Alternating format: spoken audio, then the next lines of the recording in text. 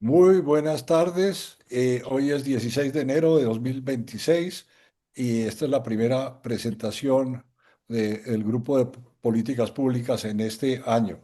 Y el grupo tiene el privilegio de tener con nosotros a José Ignacio López, el presidente de ANIF, quien nos va a hablar sobre Colombia en una coyuntura decisiva, las perspectivas económicas de 2026. José Ignacio, mil gracias por aceptar esta invitación. Bienvenido y adelante. Gracias, Armando. Un gusto estar con este distinguido grupo y bueno, con la audiencia que vaya a escuchar esta presentación. Yo voy a compartir en este momento mi pantalla y esperaría confirmar que la están viendo de manera plena. Me voy a poner Correcto. así. Creo que así no me ven, pero por ahora centrémonos en el contenido y luego quizás cuando pase por las diapositivas vuelvo con ustedes. Es una coyuntura difícil, en particular en nuestro país, porque hemos tenido una serie de decisiones que están cambiando, moldeando la perspectiva de, digamos, de las variables más importantes para 2026. Antes de entrar en materia, creo que voy a poner una diapositiva de fondo, pero simplemente para contarles que como tengo cierto contenido ya es extenso, no quise poner algunas diapositivas del contexto internacional que ameritarían en sí mismo quizás otra presentación o un adendo muy alto.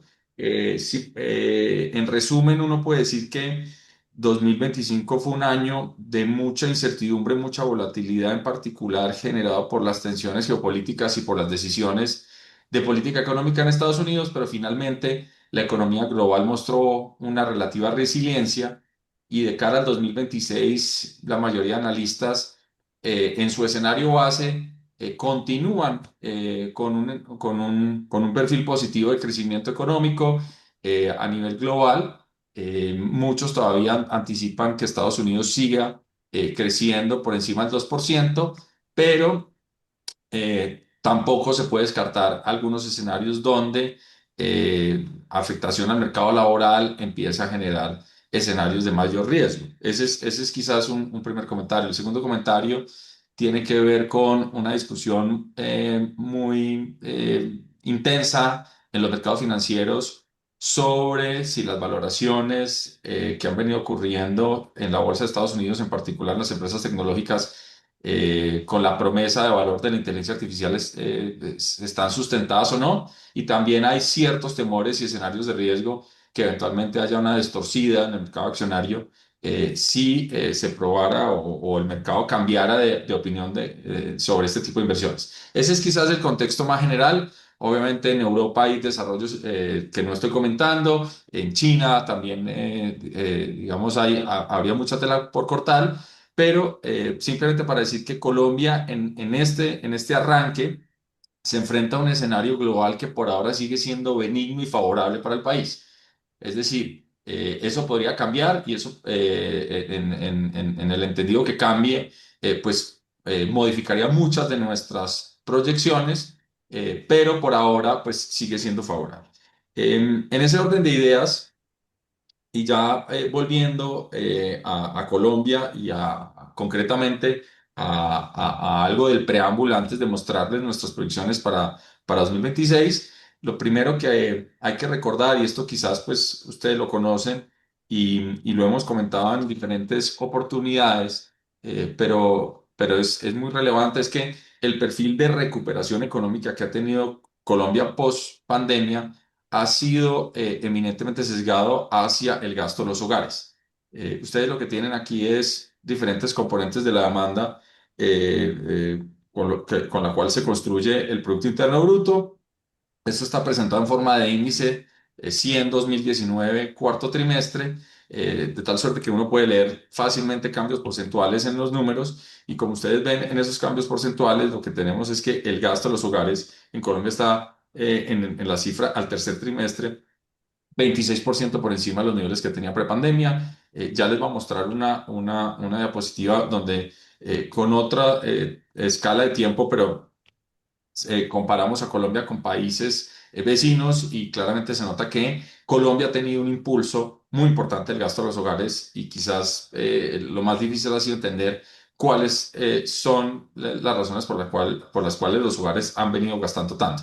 Pero evidentemente, pues vemos una demanda muy fuerte en el país. Esa demanda se traduce también en un aumento muy importante de las importaciones. Tenemos un nivel de importaciones 35% superior, un impulso también que viene por parte del gasto público, que está 20% por encima de los niveles prepandemia, mientras la inversión sigue todavía sin recuperarse frente a dichos niveles y aunque esa brecha en los últimos trimestres se ha venido cerrando y las cifras en el margen han sido buenas, sigue generando una gran preocupación y la gran preocupación es esta que es ese desbalance en el perfil de recuperación que ha tenido Colombia. Estas cifras corresponden a un acumulado de trimestres diferentes, es una anualización para suavizar quizás el efecto de algún trimestre, pero básicamente ustedes ven que cuenta la historia de un gasto de los hogares que pues realmente ha venido creciendo de manera muy importante mientras los niveles de inversión pues se ven rezagados. Aquí lo que ustedes ven es dos ratios, que es el gasto de los hogares como proporción del PIB y la formación bruta de capital fijo como proporción del PIB. Y fíjense ustedes que nosotros estamos con unos niveles muy altos de gasto de los hogares y un nivel muy bajo de inversión. Y eso en esta coyuntura y hacia adelante es lo que más preocupa, porque si bien la dinámica de crecimiento y de reactivación ha sido positiva, es muy difícil pensar que hacia adelante pues vamos a mantener tasas de crecimiento altas con este tipo de expansión. Y quizás en varios contextos, desde ANIF lo que hemos dicho es que urge un cambio de modelo de reactivación. Es decir, el año pasado nosotros éramos de los más optimistas en crecimiento y las cifras nos dieron la razón. Nuestra proyección de 2,8 era bien optimista y e incluso pensamos que puede ser 3, pero este modelo de crecimiento probablemente no va a ser sostenible. Eh, Les muestro un poquito las cifras de inversión. Las cifras de inversión, como les decía, sí muestran algo de reactivación en los últimos trimestres. La brecha frente a prepandemia persiste, pero las cifras del tercer trimestre pues, fueron buenas. En particular, se vio una inversión importante en maquinaria y equipo. Yo creo, o nuestra hipótesis es que en la conjugación de un tipo de cambio que empieza a ser más fuerte, el peso colombiano empieza a ser más fuerte, y con inversiones que se han venido, digamos, posponiendo, sí hubo un mayor apetito por hacer inversiones en maquinaria y equipo. Eh, Habrá que ver cuál es ese apetito en 2026. Nosotros pensamos que pues, va a haber fuerzas encontradas, pero en últimas, pues estas cifras en el margen son positivas. En las cifras de inversión claramente hay un gran rezago en el sector de vivienda. Ustedes ven ahí que en las contribuciones porcentuales contrasta una contribución porcentual de 14 puntos porcentuales de crecimiento anual por el componente de maquinaria y equipo, que, digamos, se reduce de manera sustancial cuando hay que restarle 9 puntos de caída en puntos porcentuales de vivienda. En temas de obras civiles también es un componente que ha estado bastante negativo. El último trimestre tuvo una contribución positiva. Ahí hay un efecto muy importante de lo que empieza a ocurrir con el Metro Bogotá. El Metro Bogotá es una obra que por su tamaño pues logra, digamos, amortiguar algo de la caída en el sector de infraestructura, pero más allá, pues es un sector que está presentando problemas y creo que pues aquí en el grupo se ha comentado las dificultades que enfrenta dicho sector. Eh, una cosa que también es bastante relevante y hay que decirlo y que también muestra los retos de crecer con este tipo de modelo es que cuando miramos cómo se distribuye ese ingreso, recordemos que las cifras del PIB pues también nos permiten tener una aproximación a través de las cifras de distribución. Uno lo que ve es un componente salarial que viene creciendo de manera importante, un componente de ingreso mixto. Recordemos que el ingreso mixto es aquel que no se puede, digamos, atribuir perfectamente entre ingreso salarial y excedente bruto de explotación, y por eso se llama mixto. Y en general, buena parte del ingreso mixto en Colombia está muy asociado con emprendimiento de pequeña escala. No necesariamente todo informal, pero pues puede haber una parte importante de informalidad, porque pues las corporaciones tienen de manera muy clara separado pues qué es ingreso laboral y qué es excedente bruto de explotación. Alguien que trabaja, digamos, yo siempre digo el ejemplo de la ferretería. El dueño de la ferretería que trabaja en su emprendimiento, ahí es donde tenemos ese fenómeno de ingreso mixto, que en Colombia es muy alto, y fíjense ustedes que es uno de los componentes que más ha venido creciendo.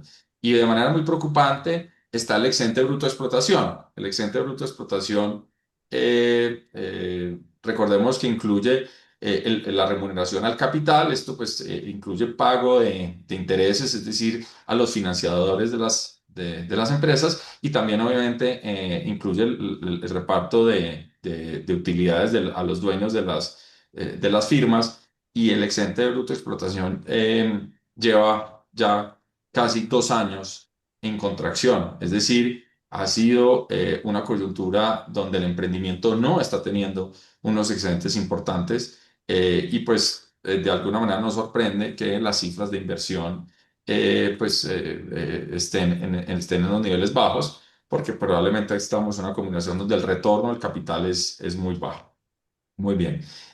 Uno de los temas que es importante es tratar de entender eh, por qué el gasto de los hogares viene creciendo de manera importante.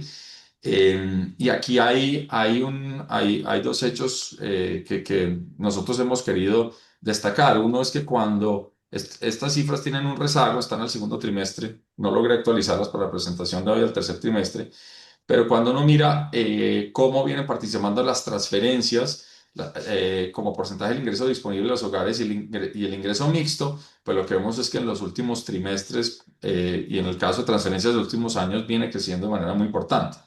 Esto claramente, sobre todo en el caso de las transferencias, pues genera o de facto descorrelaciona el ingreso con el consumo, porque pues son transferencias, bien sea transferencias públicas del gobierno a través de subsidios o remesas, que en los últimos años han venido creciendo de manera muy fuerte. Las remesas, en particular en el segundo trimestre de 2025, que es el último que tenía, crecían a una tasa superior al 17% anual real en pesos. Entonces, pues aquí a los hogares digamos, los ingresos de los hogares los están complementando fuentes que no necesariamente están relacionadas con remuneración salarial, remuneración al capital.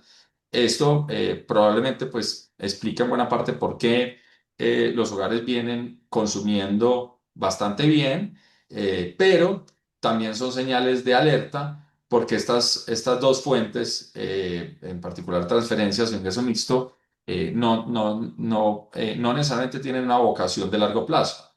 El ingreso mixto puede aumentar en algún momento si hay más emprendimientos, si el choque de la pandemia generó más, digamos, más e-commerce y nuevas tecnologías de emprendimiento, o porque hay más rebusque, como llamémoslo así, o informalidad, pero pues va a ser difícil que esa fuente de ingresos sea permanente. Y lo mismo con las transferencias. Las transferencias han venido creciendo a un ritmo muy importante. Estamos hablando de cifras cercanas a 13.000 millones de dólares anuales, pero es bien sabido que las remesas, a menos de que uno tenga un flujo constante migratorio, pues hay una suerte de depreciación en esos flujos, y por tanto, pues preocupa esto. Una de las cosas que es interesante, aquí digamos, también tenemos el tema que no tengo las cifras del tercer trimestre, donde tuvimos un aumento de los salarios como porcentaje del ingreso disponible de los hogares, pero una visión de largo plazo también muestra algo contributivo, y es que en la medida que esas fuentes alternas o diferentes como transferencias, ingreso mixto, crecen en participación a un ritmo superior a los salarios incluso frente a, a los años prepandemia están en niveles más bajos como porcentaje del ingreso disponible de los hogares. Muy bien. Yo aquí no pude resistirme a la tentación, Armando, de mostrarles dos diapositivas que presenté en el año pasado, porque creo que es una discusión que no podemos perder de vista en el mediano y largo plazo, y es la discusión donde pues tenemos una economía que se viene sesgando hacia el gasto, tenemos poca inversión, las utilidades empresariales están en terreno negativo y en ese mix es una economía que ahorra poco. El ahorro bruto de los hogares como porcentaje del ingreso disponible es una cifra muy baja, tiene sus volatilidades. Ustedes ven ahí que quizás el momento donde, entre comillas, hubo un aumento o excedente, a mí no me gusta llamarlo excedente porque los niveles de ahorro son muy bajos, pero donde en el momento donde hubo una suerte de excedente fue en la pandemia en el agregado de los hogares en la cuarentena, los hogares que tuvieron estabilidad en los ingresos ahorraron un poco más, pero el rebote post pandemia fue completamente, digamos, un rebote de gasto y poco ahorro. En la medida que el Banco de la República subió las tasas de interés, hemos tenido algo de recuperación, pero pues seguimos hablando de una economía que ahorra poco.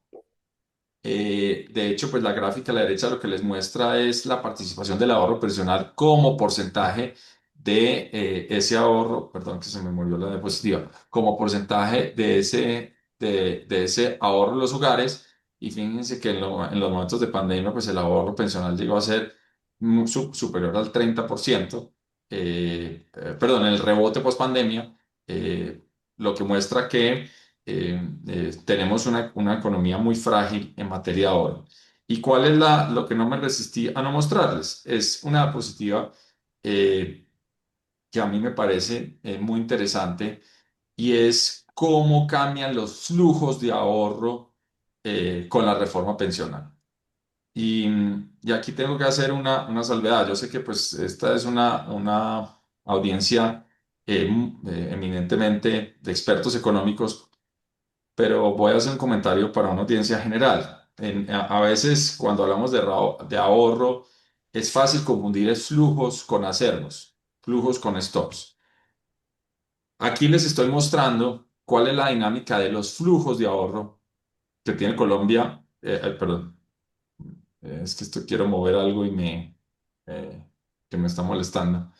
Eh, los flujos de ahorro que tendríamos un ejercicio proyectado para 2026. Estas son proyecciones nuestras, estas proyecciones pueden estar, digamos, no necesariamente alineadas con los datos que tengamos en 2026, pero al ser proyecciones de corto plazo, en esta dinámica que es relativamente predecible, son relativamente acertadas. Entonces, empiezo por contarles, hoy en día tenemos un sistema donde podríamos tener unos flujos de cotización de 45,7 billones de pesos. Ese es nuestro estimado bajo el sistema actual.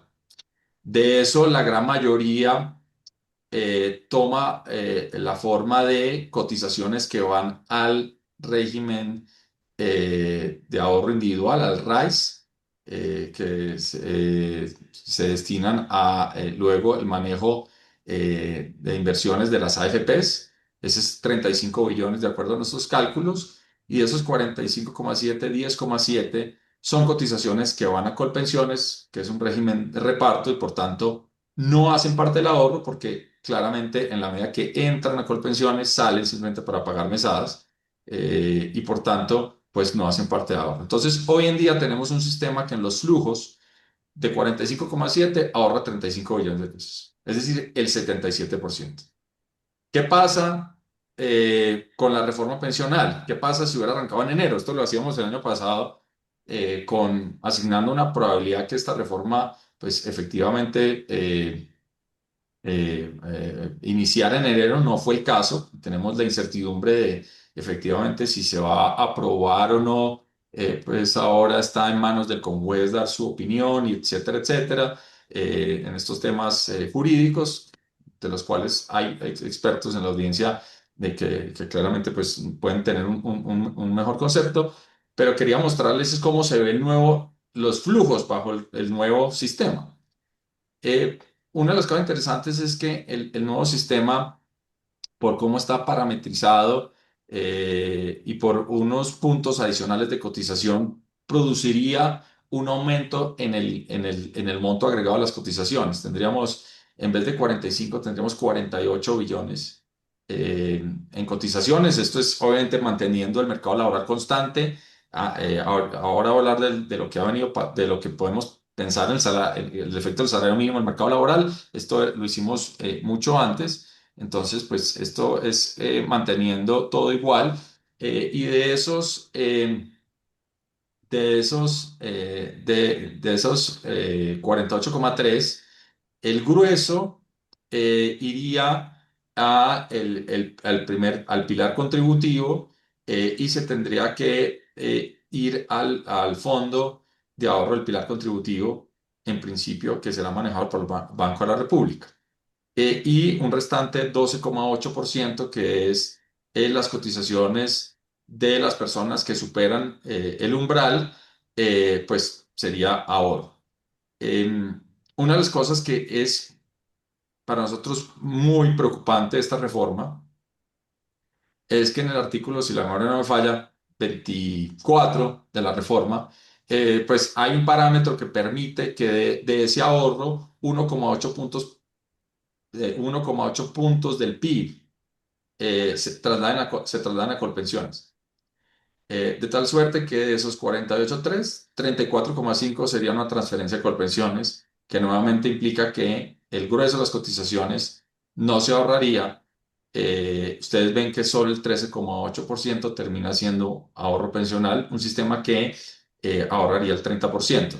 Esto tiene un mitigante que no tiene que ver con los flujos, sino con el saldo de ahorro. Y es que en la reforma se incorporó que los traslados que usualmente ocurren del sistema de ahorro a Colpensiones también vayan a alimentar el fondo del ahorro del pilar contributivo, el FAP. Eso es positivo y es un gran mitigante, pero recordemos que ese es un elemento de preservación de ahorro, porque son activos que ya se acumularon, pero precisamente fueron flujos de ahorro, digamos, anteriores. Entonces, es importante darse cuenta que estamos a portas, o bueno, no sé si a portas, pero pues hemos discutido una reforma que en términos de flujo de ahorro es bastante perjudicial para el país. Muy bien. En términos de mercado laboral, tuvimos unas cifras positivas en 2025, lo cual es ha sido bastante bueno. También ha sido en algunas ocasiones difícil de, de explicar. Nosotros, en la medida que éramos más optimistas por el lado del crecimiento, pues teníamos unas tasas de desempleo un poquito más bajas que consenso de mercado, consenso de analistas, pero es cierto que algunas de las dimensiones del mercado laboral nos han superado positivamente. Nosotros hemos dicho que uno de los fenómenos que hemos visto es que en la medida que hemos tenido una economía que se ha sesgado hacia el sector servicios, pues esa es una de las explicaciones por las cuales hemos tenido algo de mejora en el mercado laboral.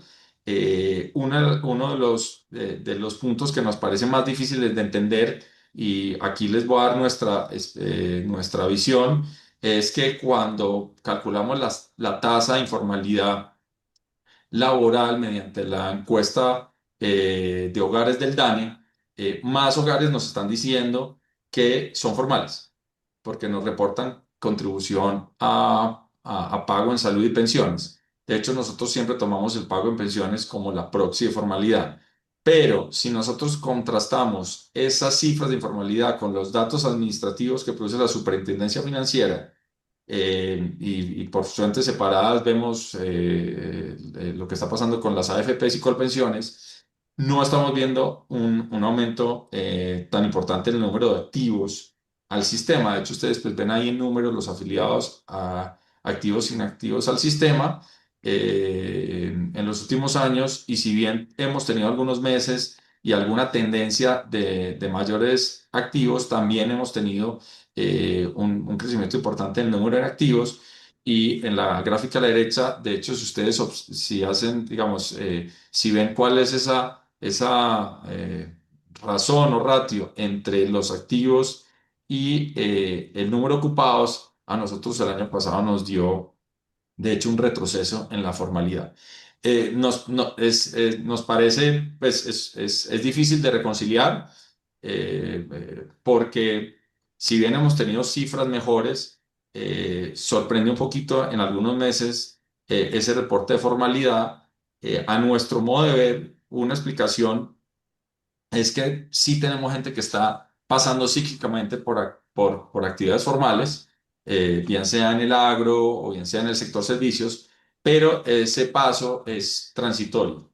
Entonces, podemos estar encuestando a la gente y uno, un par de meses, 2 o 3 meses, dice, yo estoy pagando pensiones, pero no alcanza a tener el criterio de actividad, que son 6 meses de participación continua en el sistema. Entonces, este quizás es un ponderador de qué tantas ganancias hemos tenido en formalidad. Ha habido una discusión de por qué es una noticia muy positiva que por las cifras de hogares parecemos tener mucha más formalidad, pero repito, pues las cifras administrativas no son tan halagüeñas. En términos de exportaciones, estas son las cifras, todavía no tenemos cifras fin de año. Tenemos unas exportaciones que están creciendo poco. Hay unas noticias muy positivas en materia exportadora, sobre todo en el rubro de exportaciones no tradicionales. En el periodo de enero-octubre, las exportaciones no tradicionales están creciendo 13%, una cifra mejor a la que observábamos en un periodo comparable un año atrás. Tenemos cifras muy buenas en alimento, tenemos cifras buenas en cuero, tenemos una recuperación en textiles. La mala noticia es que, digamos, a pesar del buen desempeño en exportaciones no tradicionales y de lo muy bueno que ocurrió en café el año pasado, en últimas, pues en el agregado, las exportaciones totales están muy planas porque pues tenemos una caída que es muy fuerte en petróleo y carbón y también ferroníquel. Es decir, todo el ecosistema, digamos, minero energético presenta una caída muy abrupta en exportaciones. La buena noticia es la compensación por no tradicionales y café, eh, pero nos preocupa que es probable que, o mejor dicho, no es probable, lo tenemos muy previsto en nuestras proyecciones, pues este año no vamos a ver los mismos crecimientos en el rubro del café, porque en buena parte son precios. Hay algo de efecto de cantidades, pero el efecto precios es el que domina. Muy bien. Y en política fiscal, voy a ir rápidamente porque pues quiero centrar la discusión ya más prospectiva que retrospectiva, pero en 2025 lo que vimos es un gobierno que aceleró su ritmo de ejecución. Ustedes tienen en la gráfica a la derecha una de las formas de medir el ritmo de ejecución, obligaciones sobre apropiaciones. En 2025 fue un gobierno que pues en materia de inversión y de funcionamiento fue capaz hasta las cifras de noviembre de ejecutar más, pero pues sistemáticamente es un gobierno que ha sobreestimado sus metas de ingresos, en particular sus metas de recaudo, y con corte a noviembre pues se observa una brecha de 9 billones, lo cual desde el punto de vista, digamos, muy simple de ingresos y gastos muestra que pues estamos en una situación fiscal que sigue siendo muy preocupante. Yo les voy a mostrar luego pues el balance fiscal que anticipamos nosotros. Les voy a mostrar también las cifras del CARF. Sé que está Astrid en la audiencia y ella pues ha sido muy explícita en contar esta historia. Digamos, la gran noticia o la noticia diferente es que pues hemos tenido una dirección de crédito público muy activa que ha hecho digamos, varias intervenciones en el mercado, muchas de canjes de deuda eh, locales, externas, una operación de un swap de unas cifras bastante grandes. Y pues esas operaciones yo creo que en general eh, han sido exitosas en materia de reducir el costo de corto plazo de la carga de intereses de la nación con la gran preocupación de dejar al país con una exposición más grande frente a los mercados internacionales, frente a riesgo de rollover y con un compromiso o una carga hacia adelante en intereses más alta. Entonces, aquí, pues básicamente con nuestras cuentas tuvimos una reducción de casi 21 billones de pesos en el costo financiero de la deuda como consecuencia de estas operaciones de manejo de deuda, muchas de ellas basadas digamos, en una lógica que se desprende de cómo se contabiliza la deuda pública. Y la lógica es, Colombia había emitido en 2024, también podría ser, digamos, y años anteriores, mucha deuda a descuento. Deuda de descuento es bonos de 100 que salen debajo de par, que se transan a descuento. Y en la medida que pues se contabiliza la deuda nocional a par, pues emitir a niveles más cercanos a par, pues genera en principio un ahorro en la contabilidad de pago de intereses. La pregunta es cómo hace uno para hacer una emisión de deuda que sea más a par.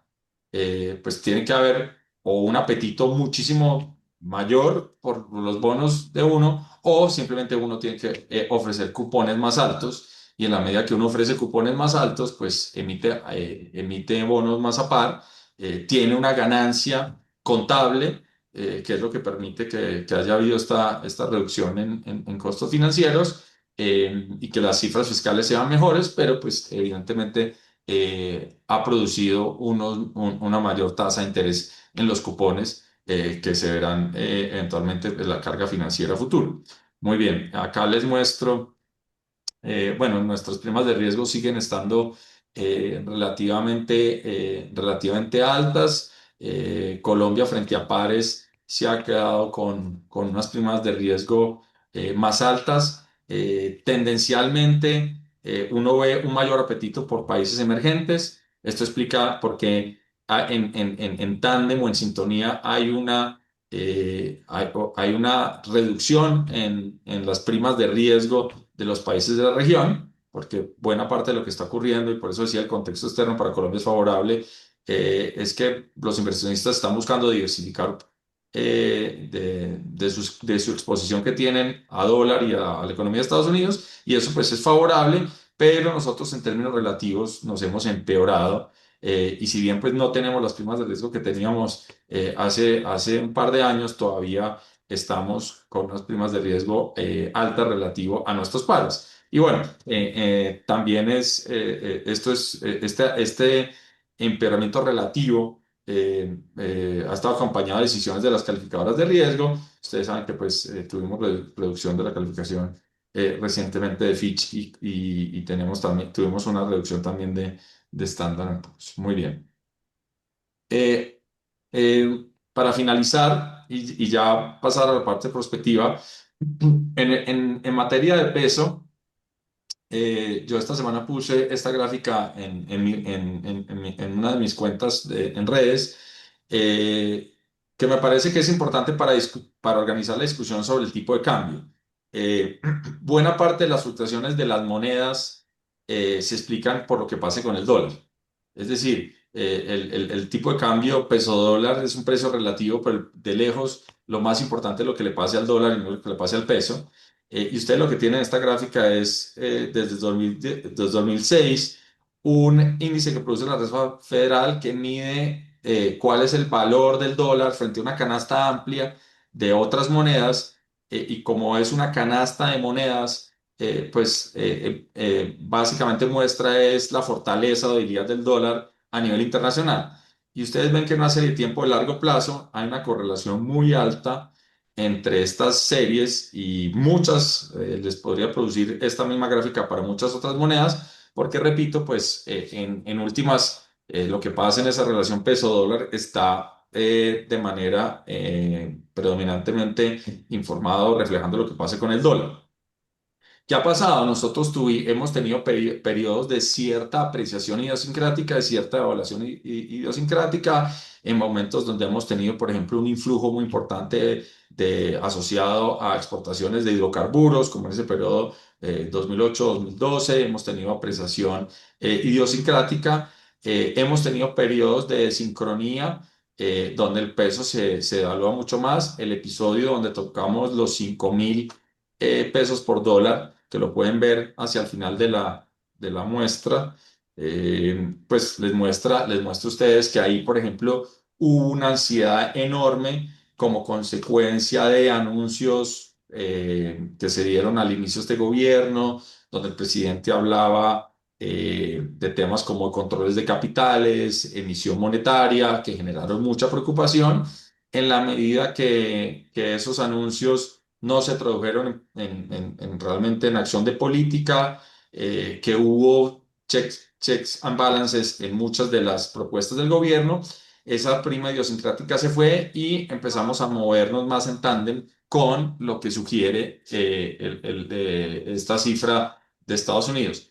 Ahora bien, en los últimos, desde septiembre del año pasado, lo que estamos viendo es un peso que empieza a ser más fuerte de lo que sugiere esta correlación histórica. El cálculo preciso que compartía yo en redes es de entre 198 y 200 pesos, que este ejercicio sugiere que estamos sobreapreciados. A mí me parece que eso es interesante porque em, es cierto que, que tenemos varios elementos por los cuales puede haber un influjo de divisas a Colombia. Eh, Unos, digamos, asociados a posibles inversiones de carry trade, que simplemente hace que sea atractivo invertir en pesos porque tenemos altas tasas de interés. Esa es una explicación. La otra, hemos tenido influjos como consecuencia de las operaciones de endeudamiento externo del gobierno, no solo la parte del TRS, sino la emisión privada que se hizo de deuda el año pasado, la que ocurrió hace poco, esta semana, a comienzos de semana. Y pues esos influjos de dólares al mercado local, en la medida que el gobierno vende, también generan esa apreciación. Y siempre hay una pregunta de las actividades ilegales y demás, si pueden tener un efecto sobre el tipo de cambio. Yo creo que ese efecto es difícil pues por definición es difícil de medir, pero me parece que es interesante darse cuenta que es que buena parte de la apreciación, o sea, lo que nos llevó de los 4.500 a los 4.000, no tiene que ver mucho con Colombia, tiene que ver más que todo con el dólar. Nuestra idiosincrasia sí nos está empujando por debajo de los 3.900, 3.800, y ahí pues hay una combinación de factores que son importantes. Muy bien, voy a acelerar un poquito. Estas son nuestras proyecciones de déficit de 2025. Cifras definitivas no tenemos, pero nuestras proyecciones pues ya han venido convergiendo a los mejores estimados del CARF. Nosotros tenemos algunas diferencias con el mejor estimado del CARF, pero pues ya son, digamos, de segundo orden. El titular, si se quiere, es que al final hay una historia, digamos, contradictoria. Uno es el déficit fiscal va a ser mejor del que nosotros anticipábamos al comienzo del año o que el mismo gobierno había anticipado para 2025. Ese es el titular. Bueno, pero el segundo titular es que la composición sigue siendo muy preocupante porque la mejora en el déficit viene acompañado de un déficit primario más alto. Es decir, aquí buena parte de lo que ocurrió en la reducción del déficit fue un manejo financiero en costos, en el rubro de costos y pago de intereses. Si hacemos simplemente las cuentas de ingreso menos gasto, excluyendo intereses, que es el balance primario, la noticia es que Colombia está produciendo un déficit más alto de lo que había anticipado. Entonces, pues hay un vaso lleno, hay un vaso vacío, que probablemente pues, los mercados van a estar discutiendo. Muy bien. Ese quizás fue como el preámbulo de más o menos un barrido, no completo, pero de algunos elementos de cómo está nuestra economía en 2025 y arranco ya a hablar de manera más prospectiva. Y lo primero es que pues nosotros teníamos unos escenarios y en los escenarios no, si bien no era completamente impensable un aumento tan alto del salario mínimo porque había precedentes, como en el caso de México, pues nuestra consistencia macro no estaba hecha con un incremento tan alto. Y ese incremento tan alto en el salario mínimo, lo primero que hay que decir es pues no está sustentado realmente en los fundamentales técnicos. El incremento del salario mínimo está muy lejos de lo que uno quisiera tener disciplinado por la teoría económica y es que el salario mínimo pues debería incrementarse con la inflación y las ganancias en productividad. Fíjense ustedes que pues tenemos una brecha enorme. Y lo otro es paradójico porque pues sabemos que en Colombia predomina la informalidad y en la medida que predomina la informalidad, la distribución salarial no necesariamente corresponde al salario mínimo, el salario no es mínimo, y ustedes ven en la gráfica a la izquierda, hay regiones donde el salario mediano, que es el salario que ganan el 50% de los trabajadores, es 20% inferior al salario mínimo. Entonces, pues obviamente este es un elemento que no es menor. Eh, ¿Cuáles van a ser los efectos? Bueno, yo creo que esto va a tener muchas repercusiones. Es un choque no lineal. En general, nuestros modelos que tenemos usuales no necesariamente van a reflejar choques no lineales. Eh, pero pues tratando de tener algunos elementos de juicio de cómo va a afectar, pues lo primero es, y arranco con la gráfica a la derecha, es que si uno mira por tamaño de firma y miramos los trabajadores que están en el vecindario entre 1 y 1,2 salarios mínimos, es decir, esa es la población que está sujeta a que lo afecte, que la empresa pues tenga una afectación, porque es el conjunto de ocupados que van a tener un aumento muy importante. Pues en general uno ve que las empresas de tamaño pequeño y tamaño mediano, pues tienen una exposición mayor que las empresas más grandes y esas empresas pues obviamente van a tener un aumento importante de sus costos laborales. Hay unos cálculos, no de nuestra fuente, lo hemos visto en medios, de gremios que hablan de aumento de costos de 20 tanto por ciento. Bueno, es un ejercicio que tocará hacer de manera más disciplinada, todavía no tenemos cómo hacerlo, pero pues esto muestra que efectivamente ahí va a haber una presión de cómo responder. Y cómo las empresas responden, pues va a depender mucho del sector, de la configuración que tengan, de la capacidad que tengan de, por ejemplo, o de trasladar a precios o desafortunadamente en algunos casos, si no pueden trasladar a precios y pierden competitividad, pues tendrán que analizar la posibilidad pues, de automatizar, ser más eficientes, etcétera, etcétera, y pues eso viene con repercusiones para los empleados. Acá en la gráfica de la izquierda, lo que les muestro, digamos, un indicador es cuánto por sectores, cuánto tenemos de ingresos laborales que son menores al salario mínimo. Esto muestra sectores que son, perdón, cuáles sectores son más informales y cuáles son más formales. También en el panel A tenemos cuánto es igual a un salario mínimo. Y ahí, ustedes verán que hay sectores que probablemente pues, van a estar muy, muy afectados. Unos estarán afectados en materia de empleo. Es decir, vamos a tener menos empleo y en otros probablemente lo que vamos a tener es más informalidad. Por ejemplo, en un sector como actividades artísticas, donde prevalece la informalidad, o en un sector como la agricultura, pues prevalece la informalidad. En sectores como salud, donde hay menos informalidad, pero hay una más importante salario mínimo, probablemente haya una presión a hacer un pass-through de ese incremento salarial a precios. Estos son ejercicios preliminares. Como yo me excusaba al comienzo de la presentación, pues hemos estado esta semana tratando de hacer ejercicios, pero son todavía muy preliminares. Pero es bien sabido que el rubro de servicios es quizás el que va a estar más afectado por este incremento en el salario mínimo.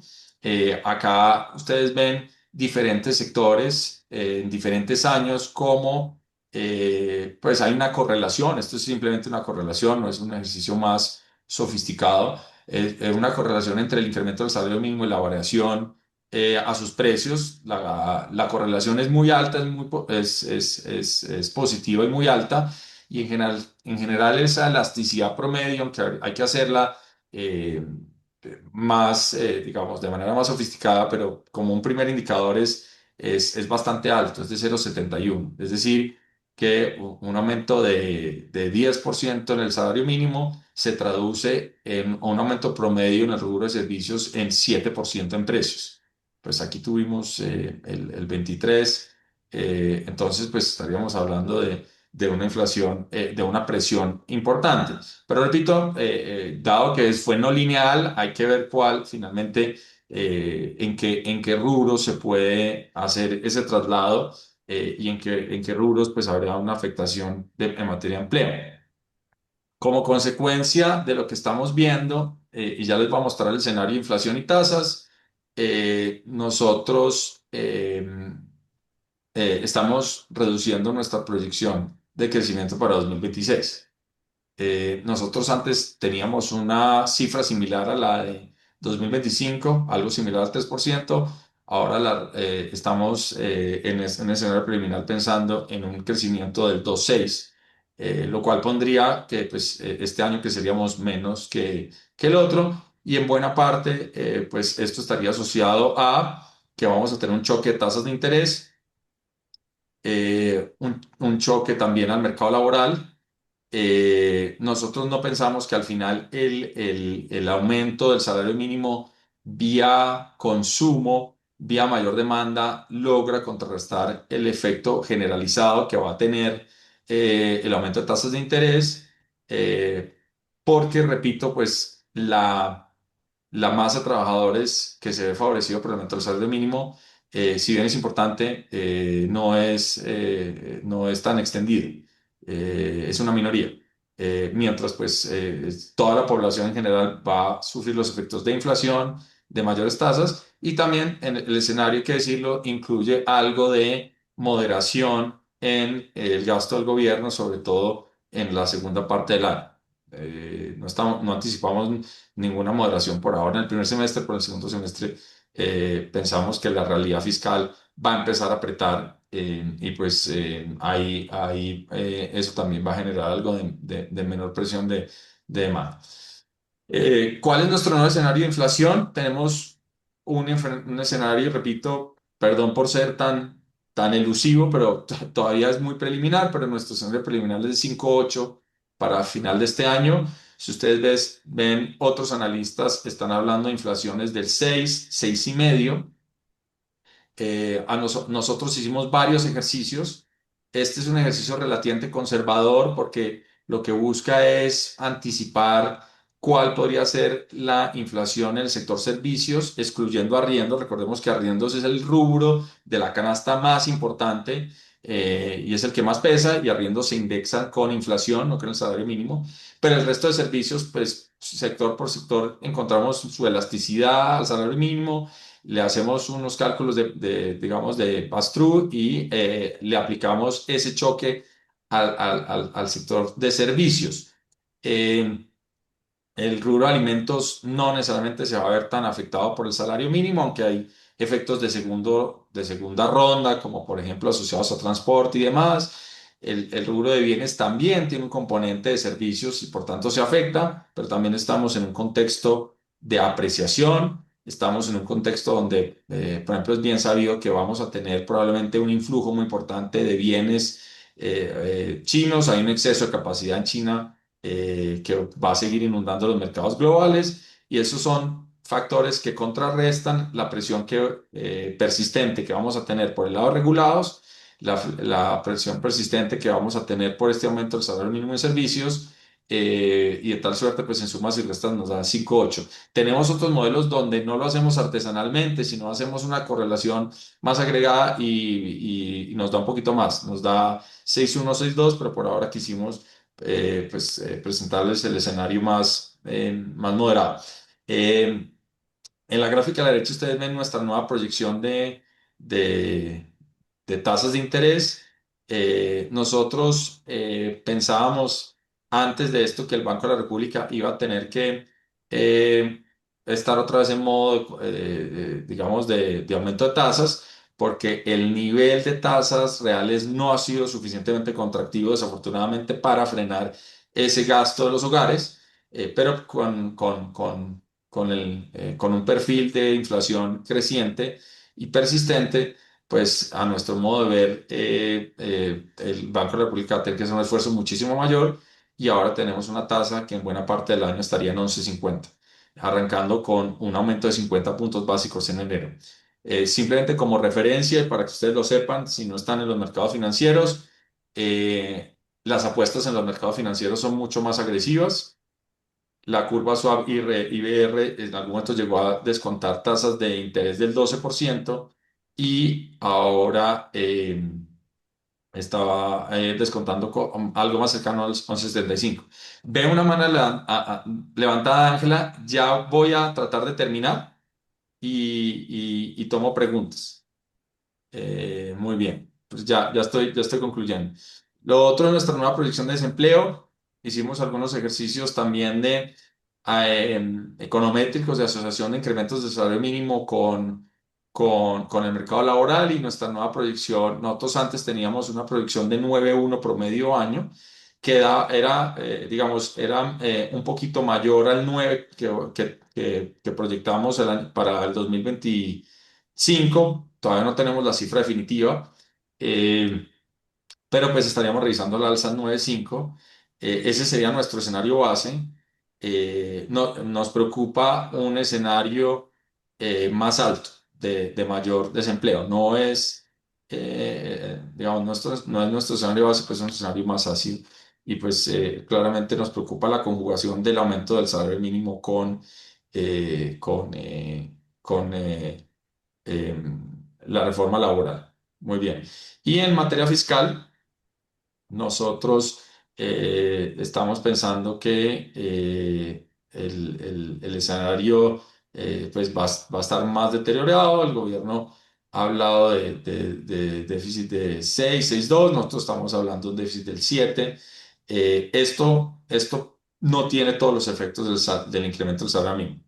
Todavía estamos trabajando en ese costo. Eh, hay varias cosas que son importantes.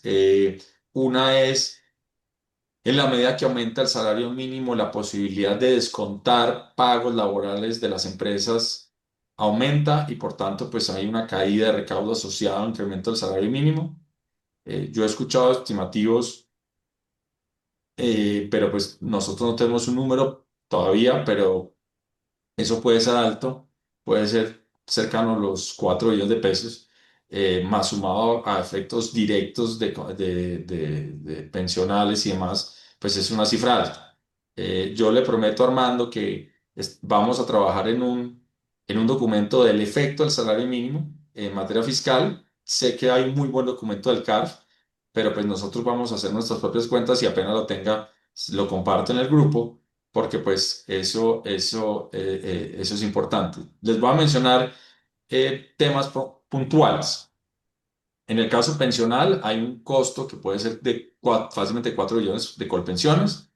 Hay un costo también asociado que pasa con este tema del deslizamiento. Hubo un decreto del gobierno que busca reducir las garantías de deslizamiento que tienen las aseguradoras para las rentas vitalicias y hay unas discusiones jurídicas de cómo se interpreta.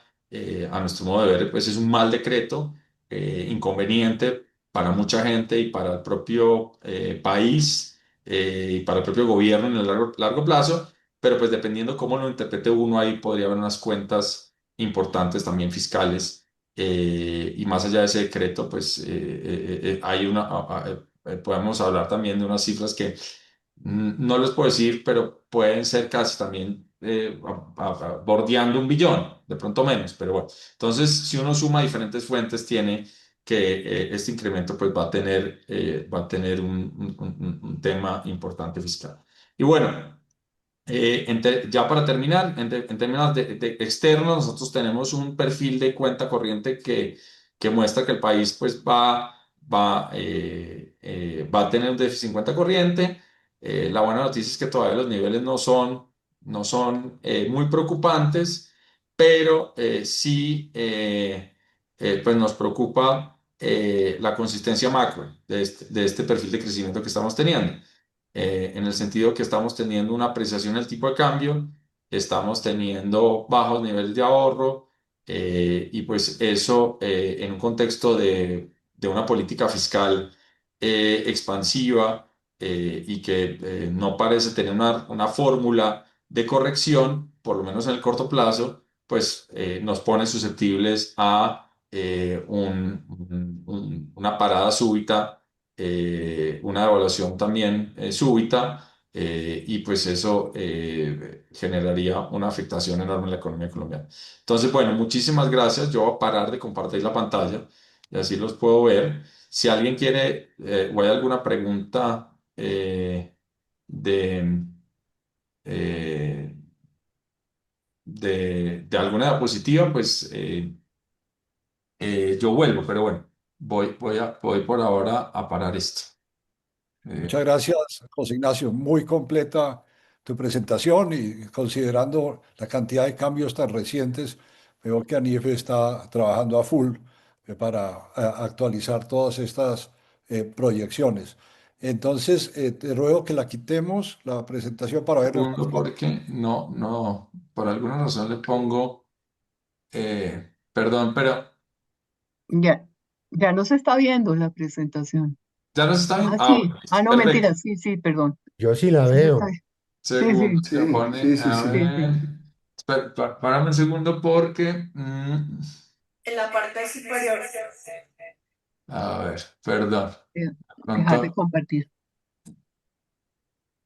Sí, en la parte superior debe haber un letrero. Si lo buscas y mueves el sí, lo que pasa cursor es que que dice dejar de usualmente yo lo compartir. tengo, ya, estaba muy chiquito, listo, Muy ya, bien, muy bien. bien. Mil gracias, José Ignacio. Muy, muy interesante. Un año muy complejo que eh, se ve que vamos a tener problemas y muchos desafíos, especialmente para el próximo gobierno. Quiero invitarlos a levantar la mano a todas aquellas personas que quieren comentar o hacer preguntas eh, para tener una discusión. Uy, tenemos varias manos levantadas. Voy a darle, José Ignacio, la palabra a tres personas y después de tres preguntas vuelvo contigo.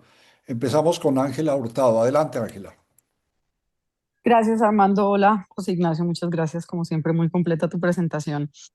Te quería hacer, digamos, una pregunta sobre, digamos, me parece un poco baja, digamos, el impacto en la inflación a 5.8, ¿no? Y nosotros en JP Morgan estamos en 6.1, entonces no necesariamente es que estemos en una proyección muy diferente, pero me llama la atención, digamos, que no se esté como percibiendo, por lo menos en las cifras o en las expectativas, como un overshooting un poquito más fuerte en la parte de inflación. Quiero como entender si tú percibes que de pronto hay un riesgo de un overshooting en inflación, ¿qué probabilidad le das? Y lo segundo es, entendiendo todo el tema fiscal y cómo, digamos, la mejora que hemos tenido en el déficit total está, digamos, con una composición un poquito más preocupante, y es que tienes una caída en la parte de intereses, particularmente por todas las operaciones que ha hecho la nación, que al final ese efecto positivo del pago de intereses este año va en contra del pago futuro de intereses que vamos a tener en los próximos 30 años. Y obviamente si tienes un deterioro muy importante en el déficit primario. Entonces, mi pregunta es si hay alguna forma en la que ustedes han hecho algún cálculo en el que ese incremento de los intereses futuros que se están generando por todas estas transacciones, si lo puedes traer de alguna forma, si le puedes dar un valor presente como para ver realmente cuál ha sido el impacto negativo en el déficit fiscal, en la combinación entre las dos cosas que se han hecho. Muy bien, muchas gracias, Ángela. Astrid Martínez, adelante.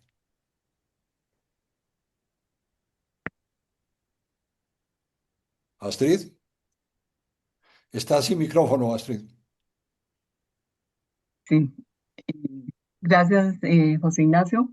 Excelente presentación, sobre todo para este periodo frío que tenemos todos eh, cerrando el año y demás, ¿no? Se viene el análisis del Plan Financiero 2026. Nosotros estamos pendientes de eso. Ha habido mucho interés en entender las recientes operaciones de deuda, pero pues nosotros en el caso todavía no hemos hecho ese pronunciamiento. Tenemos que hacerlo un concepto previo a la publicación del plan financiero que debe ser en estas dos próximas semanas. Eh, yo tenía un comentario sobre el análisis de la dinámica, digamos, de las fuentes de crecimiento recientes en Colombia, simplemente como aportar alguna información que nos hicieron pensar en que no todas las remesas son producto de lo que nosotros siempre pensamos que son remesas, que hay un componente que está llegando a través del trabajo remoto de un sector de servicios que no acabamos de entender bien cuál es la dinámica, pero que si eso es cierto, parte de ese incremento en las remesas puede responder a la remuneración de personas que trabajan remoto y que les pagan por PayPal o plataformas de ese tipo, como para que empecemos a mirarlo y, y tengamos un análisis. Nos falta mucho saber cómo es el sector servicios, cómo es que estamos creciendo realmente, ¿no? Lo otro es con respecto del impacto del incremento del salario mínimo. Nosotros sacamos un comunicado reciente que les voy a compartir aquí en el chat, donde hicimos un cálculo inicial, claro, donde nos da 5,3 billones de pesos adicionales por las fuentes que tienen que ver con pensiones y algo de, la, de los empleados, de los funcionarios que ganan salario mínimo. Eso fue un poco de descubrimiento para mí, ver que en el sector público hay gente que gana salario mínimo y es un número importante. Pero dejamos de lado todos esos aspectos que estabas mencionando sobre lo que tiene que ver con el RAIS y con las aseguradoras, ¿no? Que puede tener un impacto importante. Pero para decir que eso nos da 5,3 billones que se suman a los 37 billones que hemos hablado para cumplir la meta del 6,2, 6,1 la meta del déficit total para 2026. Entonces eso ya nos estaría llegando a 9 billones, digamos, una, una adición a los 37 que hemos mencionado que se requieren, ¿no? Entonces, para dejarles ese dato y compartirlo entre todos. Muchas gracias, Astrid. Enrique López, adelante. Gracias, Armando. Pues Ignacio, muy buena presentación, teniendo en cuenta pues todas las novedades que ha habido en el final y en el comienzo de este año. Yo tengo dos punticos. Uno, creo que en la parte externa sí hay que trabajarlo un poquito más porque ahí están pasando cosas, ¿no? Una de las cosas que está pasando es, por ejemplo, el tema del petróleo. No es tanto el tema de Venezuela, porque ya hemos aprendido que el crudo venezolano no va a entrar a afectar precio, pero sí puede pasar algo por el lado digamos, del lado iraní, porque ahí sí pueden pasar cosas, entonces eso es algo que se debe mirar con cuidado. Y el otro tema en lo externo, pues es lo de la Fed, no solo la presión de Trump sobre la autonomía del banco, de la Fed, sino también lo que pueda pasar con tasa de interés asociado a esas mismas presiones, ¿no? Entonces ese es un punto ahí importante. Y el otro tema que tengo es el siguiente. Yo creo que uno se pone en modo automático, uno ve expectativas de inflación, inflación subiendo y uno dice, el banco va a actuar y va a subir la tasa, la va a subir en 50 puntos en su primera reunión donde fije tasas, etcétera. Pero yo me hago esta reflexión. En este momento hay una discusión en varias partes sobre el esquema de inflation targeting, en donde se dice, eso no está automático, eso depende del estado, de cómo está la economía, eso no es una regla, y como tú decías, no es algo lineal, sino puede llegar a ser no lineal. ¿Y eso en qué sentido? Pues hay un fenómeno en este momento que es importante, que es el tema de la dominancia fiscal, ¿no? Una subida de tasa de interés puede terminar afectando también las finanzas del gobierno. Entonces, la decisión del banco en este momento, aunque todavía en la Junta hay fuerzas que podían llevar a un aumento de la tasa, pues no es tan fácil, no es para nada lineal y entonces habría que tener en cuenta eso. Y asociado al tema de la tasa de interés, pues hay que tener en cuenta también que los efectos sobre crecimiento e inflación pues duran un tiempo en darse. O sea, esos pronósticos que ustedes están haciendo, pues al final uno ya sabe que el pass-through de la tasa puede demorarse un año y medio. Entonces, eso es un dato importante para todas las proyecciones que están haciendo. Muchas gracias. Muchas gracias, Enrique. Por favor, José Ignacio, adelante. Muy bien. Bueno, entonces arranco. Muchas gracias a los tres por las preguntas. Ángela, sí, yo creo que claramente hay un riesgo al alza, y por eso mencioné que incluso nosotros tenemos otros modelos que nos dan más, eh, porque pues hay una confluencia de choques y en la suma, pues al final claramente si hay un riesgo es que tengamos una inflación mucho más alta. Para esta presentación y por lo menos en estos días, no hemos querido, digamos, producimos varios modelos y estamos escogiendo un modelo que nos parece sensato, pero pues tiene como cualquier modelo sus deficiencias, pero pues todavía no queremos producir como, digamos, como un alarmismo inflacionario, ¿sí? Porque repito, también a pesar de todo, digamos, de todos los retos que tenemos, hay también, coexisten unas fuerzas deflacionarias, ¿sí? Y probablemente en la función de reacción del gobierno va a haber un intento también de buscar contrarrestar algo la inflación. A mí por eso no me sorprende que se haga el anuncio de que entonces se pueda dar una reducción en los precios de la gasolina, que si bien no tiene un efecto directo muy alto, pues tiene efectos de segundo orden y es buscar precisamente en lo que el gobierno ya sabe es decir, el gobierno sabe que esto va a generar inflación y la ansiedad de comunicar que no va a haber inflación es precisamente una de las manifestaciones de que hay esa preocupación. Entonces, en sumas y restas, yo creo que los riesgos sí son al alza, efectivamente, pero pues por ahora hemos escogido un escenario donde tampoco pues es, no es 6,5, 7, podríamos desbordarnos a inflaciones a esos rangos, pero por ahora no lo hemos hecho. La segunda pregunta es muy buena, pero creo que ilustra muy bien de dónde vienen las ganancias cuando uno hace operaciones por el manejo de deuda. Y es que si bien las operaciones contables permiten hacer unos cómputos de ganancia en intereses, a mercado, si hacemos un swap, lo que tú me das es lo que yo recibo. Es decir, si nosotros tuviéramos un price to market de la deuda, pues un swap de deuda no genera ningún tipo de ahorro. Entonces, en valor presente neto, los costos asociados a mayor pago de intereses tiene que ser igual a el ahorro que se genera en el momento que se compute, o bueno, el impacto es la suma del ahorro de los costos financieros que se den en el momento de las operaciones. Y pues es un ahorro grande. Entonces, ahí estaría como un poco mi respuesta de eso. Ahora, hago el disclaimer que, y yo creo que esto es una de las cosas que este grupo debería tratar de, de liderar, estamos haciendo estos análisis con un nivel de opacidad enorme en estas operaciones. Nosotros no conocemos los detalles. Probablemente Astrid tiene un poquito más de información que no puede revelar, pero nosotros en general le hemos perdido un poquito como la pista a esto porque no hay mucha información, ¿sí? Entonces, pues yo creo que de pronto eso también ayudaría a darte una mejor respuesta frente a este punto de cuál es ese costo futuro. Pero pues para mí el cálculo más sencillo es nos ahorramos un punto del PIB en intereses, ese es un punto del PIB, es lo que vamos a tener que pagar después. Muy bien. Astrid, bueno, qué gusto saludarte. Plan financiero, sí, estamos pendientes. Nos dicen que es la primera semana de febrero.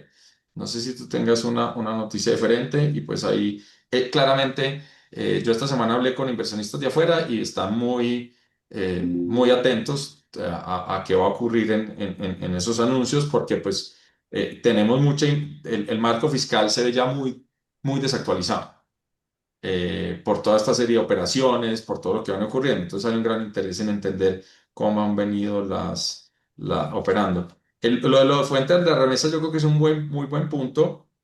Nosotros también, sí, hemos tenido esas conversaciones donde se entiende que las remesas no son necesariamente migrantes, sino que son trabajadores colombianos que están recibiendo ingresos desde influencers hasta programadores, hasta todo tipo de actividades. No sabemos muy bien cómo, pues no tenemos ni idea de cómo cuantificarlo. Si fuera más eso, eso sería un view positivo porque no necesariamente pues hay esa depreciación de las remesas. Un ejercicio yo creo que lo vamos a tener este año porque algo marginal del impuesto en Estados Unidos puede morder un poquito las remesas de los migrantes colombianos a Estados Unidos. Vamos a ver si tenemos algo de variación pero también lo ideal sería retomar esas encuestas que hacía el DANE del sector exportador de servicios para poder entender qué estamos exportando en materia de servicios.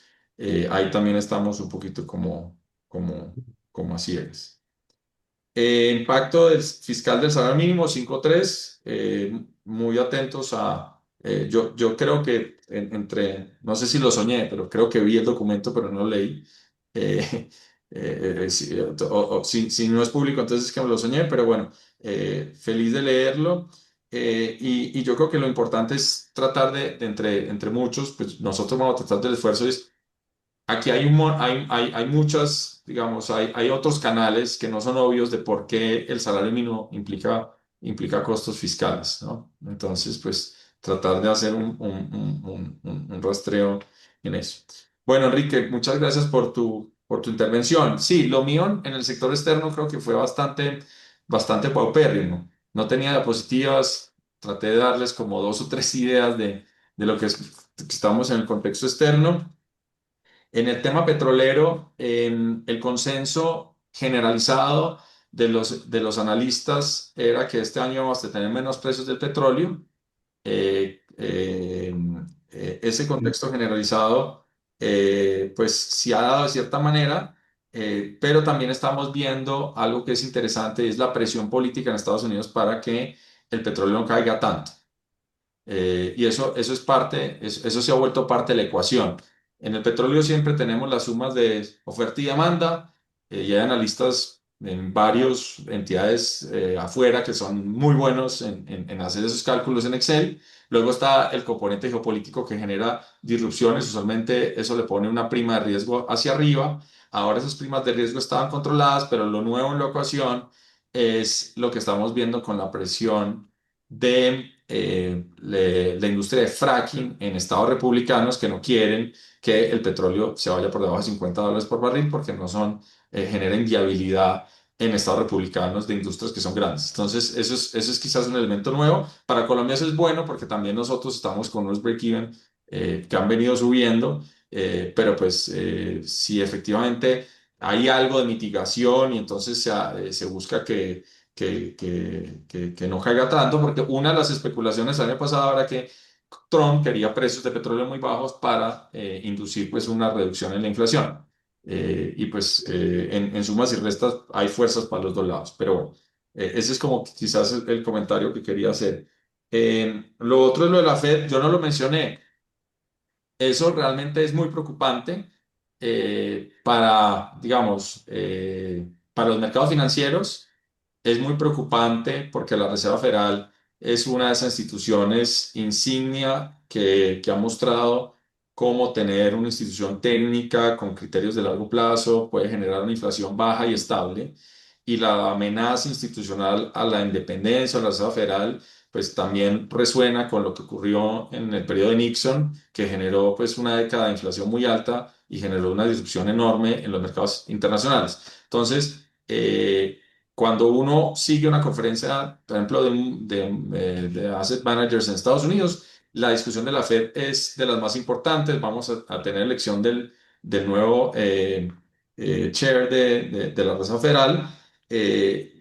No lo mencioné, es una gran omisión. El tema es que si bien eso tiene consecuencias negativas y quizás podría generar una ola eventual en emergentes donde haya más presión hacia los bancos centrales, porque pues si se pierden las buenas prácticas en un país como Estados Unidos, podríamos nosotros también tener más incentivos a tener peores prácticas. Por ahora ese es un escenario positivo para Colombia. ¿Y por qué? En el corto plazo, lo que hace es generar menores tasas de interés en Estados Unidos, eso es positivo para Colombia, y genera más apetito por diversificarse de Estados Unidos, y eso es positivo para Colombia. Ahora, viene con y ahí veo a Juan José que tiene la mano levantada, viene con un efecto secundario y es esa apreciación no idiosincrática, porque es una apreciación que está ocurriendo en Chile, en Uruguay, en Brasil, en México, en Colombia. Y pues obviamente las apreciaciones tienen aspectos positivos, pero también pueden generar luego burbujas y hacernos susceptibles y en un momento de costos laborales altos, pues ponen al sector exportador en un tema difícil. Pero bueno, esos son como mis tres reacciones y si quieres, Armando, pasemos a otra ronda. Sí, señor. Muchas gracias. José Leibovich, adelante. Gracias, Armando, y gracias, José Ignacio, por la presentación. No, mi pregunta giraba un poco en torno precisamente al comportamiento del dólar en esa gráfica que mostraste de apreciación del peso con la gráfica de devaluación del dólar frente a un conjunto de monedas. Y entonces con estos riesgos de romper esa fortaleza de la Reserva Federal, eh, lo que se podría entonces pensar es que esa depreciación del dólar frente a las monedas pues va a seguir manteniéndose por un tiempo, dada esa incertidumbre.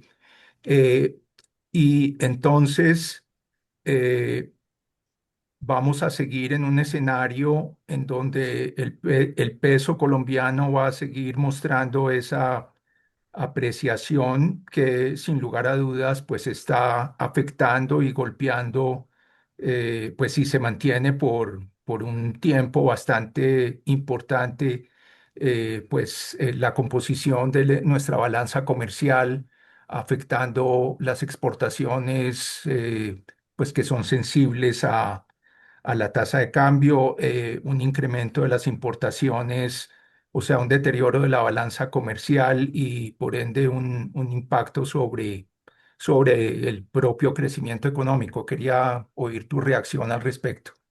Sí, Gracias. Gracias, José. perdón, Vamos sigamos. y Sí. sigamos. Santiago Montenegro, adelante. Gracias y muchas gracias, José Ignacio, y felicitaciones por esa presentación tan completa que nos ha dado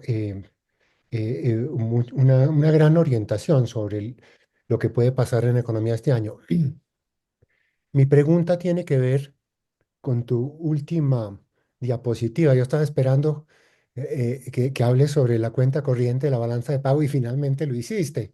No elaboraste mucho, pero bueno, mostraste que puede haber un deterioro de 2,3 a 3,1% del PIB. Mi comentario es, de todas maneras, digamos, es sorprendente, em, pese a la apreciación de la tasa de cambio, a la situación de la economía, porque ese déficit no es muy grande. Y de hecho, se ha corregido a lo largo de los años. Hace 3, 4 años estábamos en más del 5% del PIB, ¿no? Y entonces un poco para analizar por qué no es más grande o por qué puede volverse más grande en el futuro, es bueno definir la cuenta corriente con una de sus 4 definiciones. A mí la que más me gusta es cuenta corriente igual a inversión menos ahorro, ¿no? Todo lo interesante es que el ahorro se ha desplomado, ¿no? Y tú mostraste también, pues, cifras sobre eso. Pero esto lo que quiere decir es que la inversión se ha desplomado aún más, ¿no? Aún más. Y eso es lo que ha evitado que no se abra ese déficit en la cuenta corriente en cifras más grandes y que no tengamos que traer entonces ahorro externo, ¿no? Para financiar esa mayor inversión. Pero entonces un poco lo que quiero decir es que si esperamos que la economía crezca, pues tendrá que crecer con mayor inversión.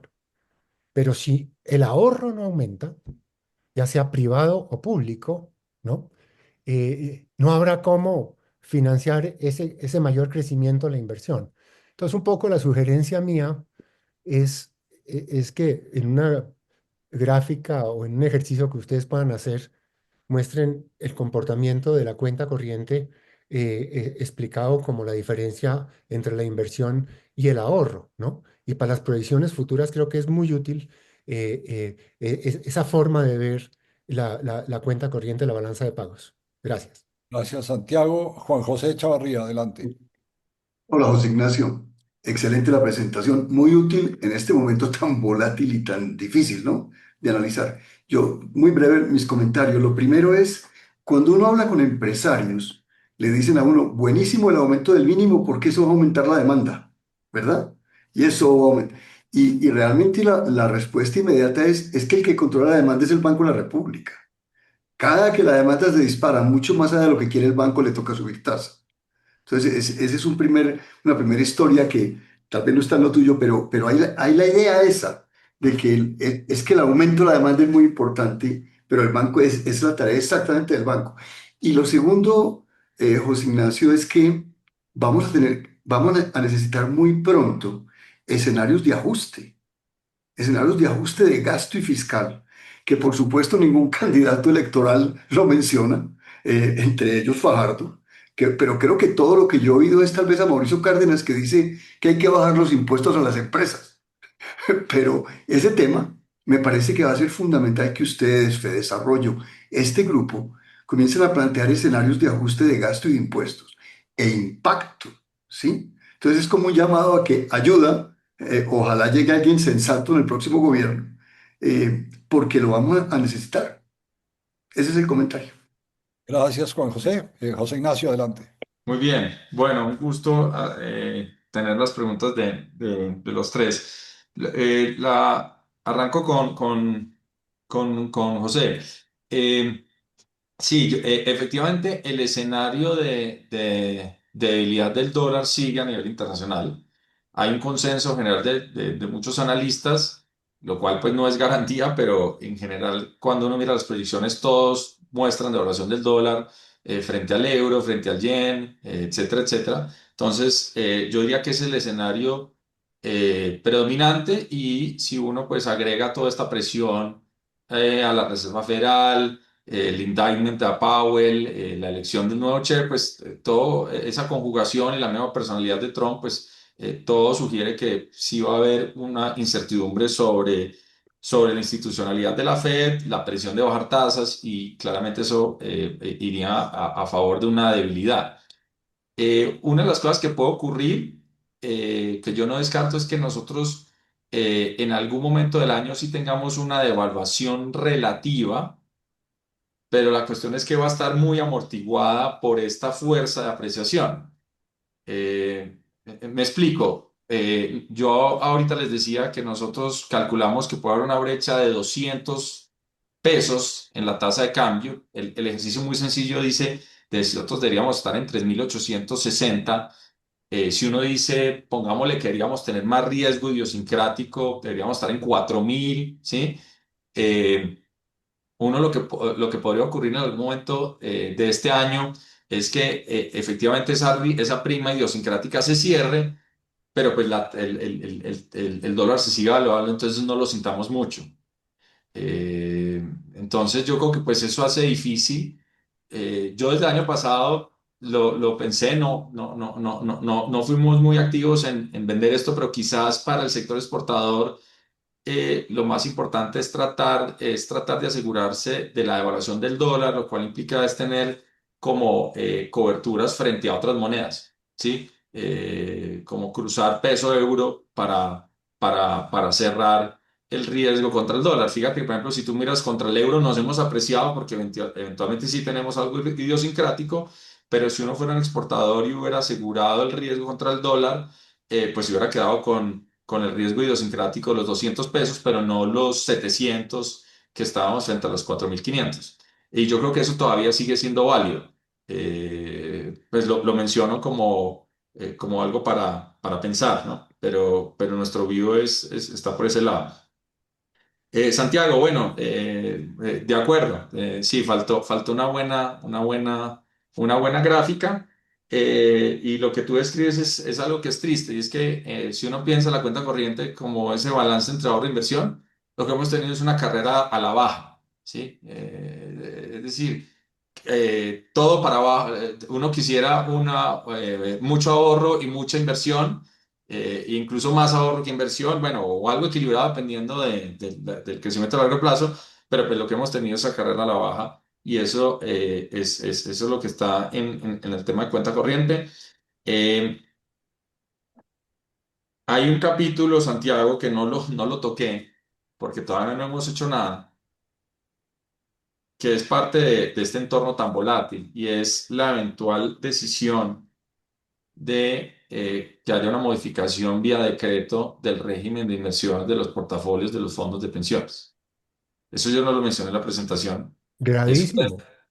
eso está en ciernes y eso también abre lo menciono es porque cuando uno piensa estos temas de cuenta corriente, activos externos, eso también es algo que es muy importante en la discusión y omití. Y yo creo que pues es algo que si se materializa, pues tendremos que estar muy activos, porque entre otras, a mi modo de ver, implicaría que el Banco de la República también participe en la discusión porque pues si uno trae muchos activos del exterior, la posición neta de activos del país se deteriora. Y ahí el Banco de la República tendría que tener un papel muy activo, contrarrestando en buena parte lo que pase con esa traída de recursos. Entonces lo menciono, lo dejo como un comentario provocador porque no lo mencioné y para que no me regañen más. Pero bueno, está bien. Yo acepto todos los comentarios, además que sé que son de buena fe. Eh, y bueno, lo de Juan José, yo estoy muy de acuerdo con todo lo que él mencionó. Eh, Interesante pues ese comentario que decías de los empresarios. Eh, y bueno, efectivamente, pues el Banco de la República aquí le va a tocar la tarea ingrata de enfriar, porque el salario mínimo tendrá un efecto de demanda, pero tendrá un efecto de disrupción de oferta. Al final hay un tema de redistribución entre hogares y en el agregado, si algo tendrá que operar y habrá más tasas. Y aprovecho tus comentarios para decir que en marzo ANIL va a tener su primer evento y lo vamos a hacer exclusivamente el tema fiscal. Y ojalá pues todos están invitados, ojalá tengamos a los candidatos.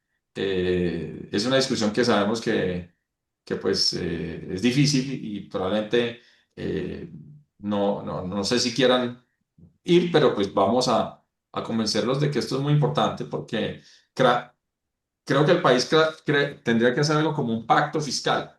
En el mundo ideal a uno le gustaría un pacto fiscal antes de las elecciones, y es decirle a los candidatos, comprometa a hacer dos, tres cosas y comprométase a no poner esas dos, tres cosas si usted pierde. Porque ese es el mundo ideal. Pero pues vamos a tratar de hacer algo en esa línea, y nosotros pues vamos a tratar de presentar algo. Pero bueno, eso son promesas futuras. Muy bien. Muy bien, tenemos dos manos más levantadas, que son la primera, la mano de Astrid Martínez. Adelante, Astrid. Gracias. Una pregunta sobre la proyección de crecimiento de este año, José Ignacio. ¿Ustedes están incorporando algo del cambio de gobierno, pues que sea, este no es un año común y corriente? Y yo sé que de pronto es una cosa de más de un año, el tema de Venezuela. Nosotros, pues ya hay, Sí, sí, cuando salió Venezuela de nuestro escenario de exportaciones, pues el país perdió mucho, porque pues Colombia no es muy competitivo en productos manufacturados, pero la cercanía, los costos de transporte le daban cierta competitividad en Venezuela, ¿no? No sí, sé, Muy eso bien. es como para compartir una cosa que todos deberíamos estar pensando un poco. sí. Ya he visto que hay gente que está interesada en saber cómo es Venezuela, quién sabe cómo es Venezuela, etcétera, para oportunidades de negocio que haya. Yo- Es probable que eso se mueva o por lo menos cambien las expectativas en un plazo relativamente corto. Gracias, Astrid.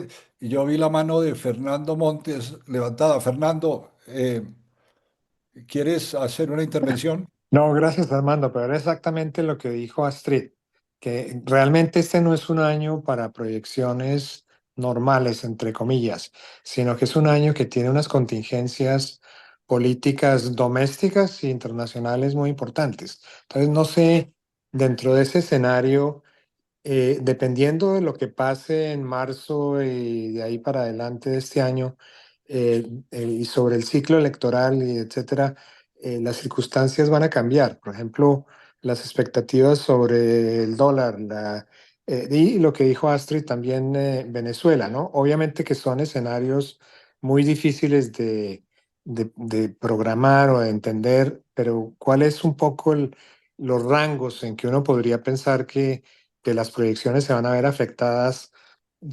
contingente de los diferentes escenarios, eh, políticos, digamos? Ese era mi comentario, pero es el mismo de Astrid, en cierta forma. Muy bien. Gracias. Dale, José Ignacio.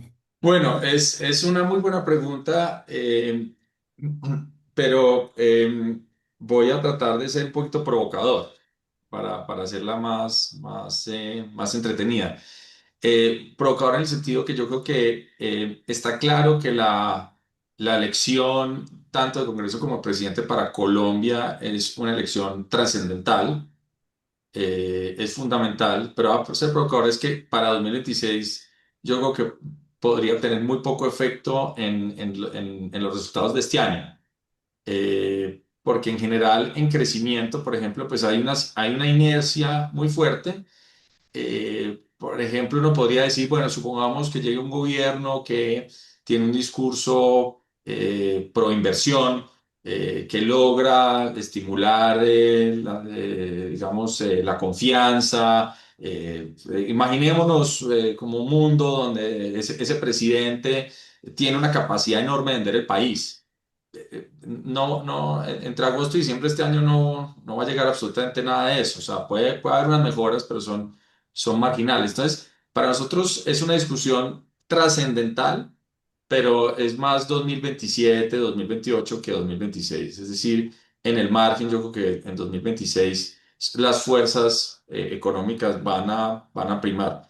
Eh, Uno dirá, ah, bueno, los mercados sí.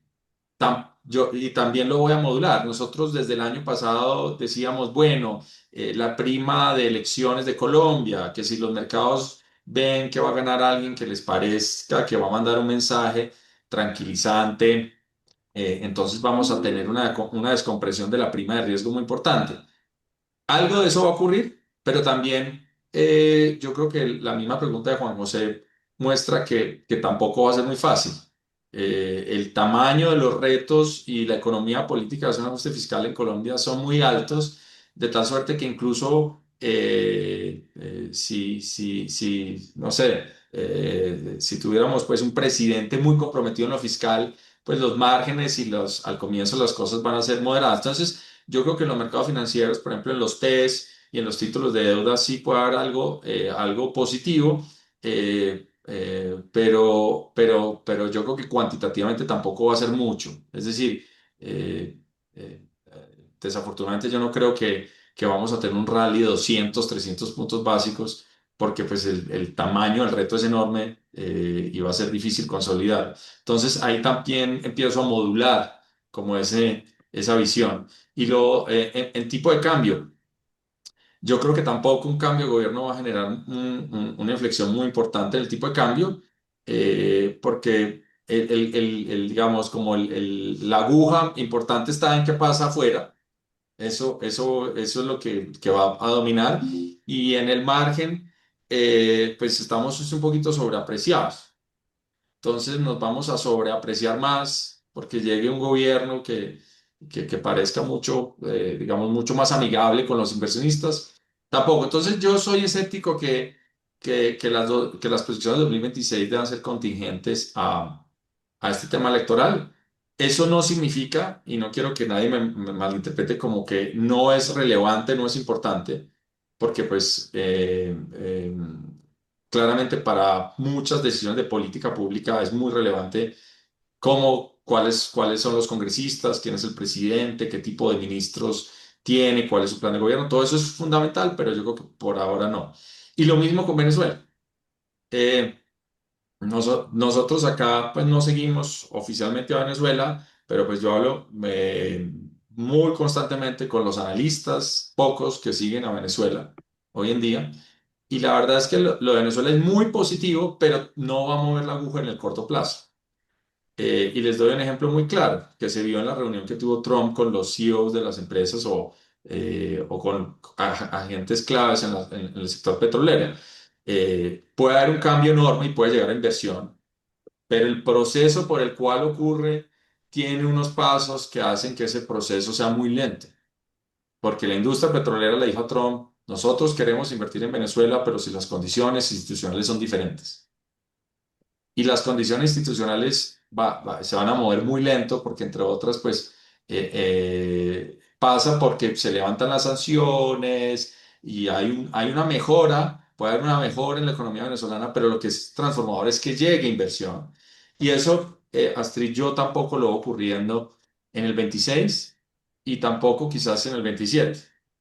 Digamos que esa es la parte provocadora. Dejo el beneficio de la duda que en un escenario optimista en 27 empieza a haber algo, dejémoslo como parte, pero yo en el 26 no lo veo y por tanto nosotros no tenemos ningún sesgo ni de crecimiento ni de mercados para Colombia en el 26. Son noticias positivas eh, para, para los años que vienen y ojalá pues se siga consolidando un cambio de régimen, pero pues por ahora todavía es muy incipiente lo que ha venido, lo que ocurrió. Muy bien. Eso. Pues José Ignacio, no hay más manos levantadas, creo que hemos llegado al final. Con esto quiero agradecerte muchísimo, muy, muy completa la presentación. Yo creo que todos los sistemas están planteados. Esperemos, te agradeceremos mucho cuando analices el salario mínimo y nos mandes los impactos del salario mínimo, porque eso va a ser muy importante para completar la visión de todos nosotros sobre todos sus impactos. Y por ahora entonces te vamos a despedir. Creo que este grupo te quiere dar un aplauso muy merecido porque ha sido Muchas gracias, muchas gracias. Muchas gracias a todos en esta primera presentación del año 2026. Buen fin de semana para todos. Muchas gracias. Muchas Ok, gracias y un Gracias. saludo a muchas todos. gracias. Chao, chao. Suerte. Muy bueno.